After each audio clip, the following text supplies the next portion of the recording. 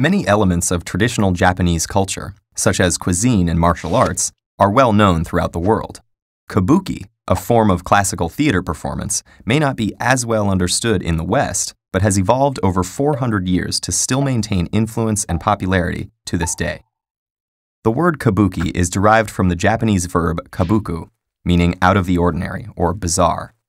Its history began in early 17th century Kyoto, where a shrine maiden named Izumo no Okuni would use the city's dry Kamo riverbed as a stage to perform unusual dances for passerby, who found her daring parodies of Buddhist prayers both entertaining and mesmerizing. Soon other troupes began performing in the same style, and kabuki made history as Japan's first dramatic performance form catering to the common people.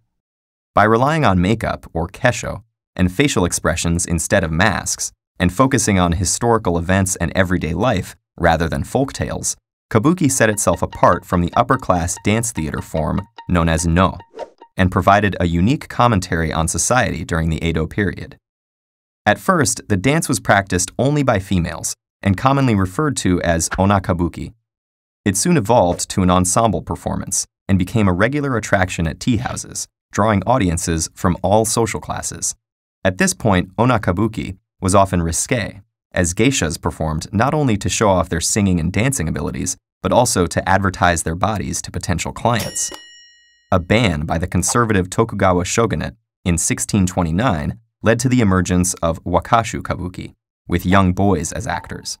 But when this was also banned, for similar reasons, there was a transition to yaro kabuki, performed by men, necessitating elaborate costumes and makeup for those playing female roles, or onagata.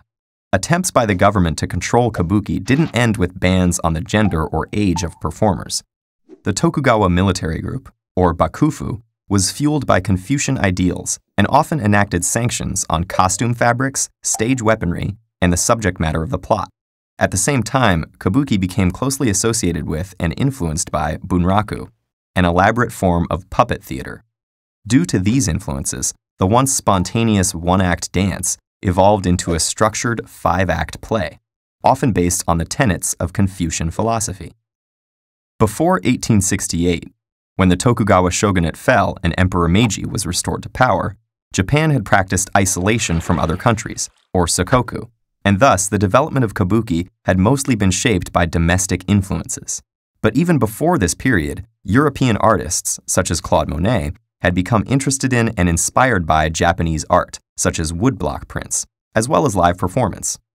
After 1868, others, such as Vincent van Gogh and composer Claude Debussy, began to incorporate kabuki influences in their work, while kabuki itself underwent much change and experimentation to adapt to the new modern era.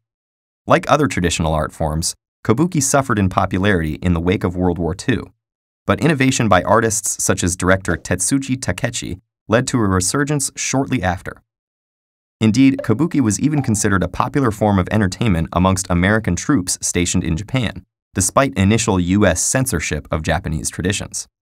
Today, kabuki still lives on as an integral part of Japan's rich cultural heritage, extending its influence beyond the stage to television, film, and anime. The art form pioneered by Okuni continues to delight audiences with the actors' elaborate makeup, extravagant and delicately embroidered costumes, and the unmistakable melodrama of the stories told on stage.